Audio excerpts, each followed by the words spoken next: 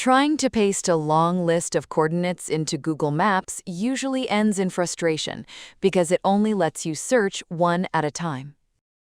Luckily, there is a simple trick to plot hundreds of locations instantly using a tool called Google My Maps. Instead of manually typing each pair of numbers, you can import an entire spreadsheet. First, set up a file in Excel or Google Sheets with 2 clear columns for latitude and longitude using decimal degrees. Next, head over to Google My Maps, create a new map, and click the Import button on your layer.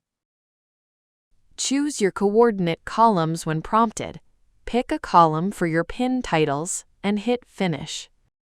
Within seconds, your map populates with every location cleanly pinned.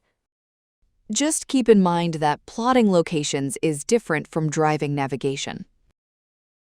While Google My Maps allows up to 10,000 points for visualization, turn-by-turn routing is capped at 10 stops. Preparing your spreadsheet with clean numbers ensures a smooth import every single time.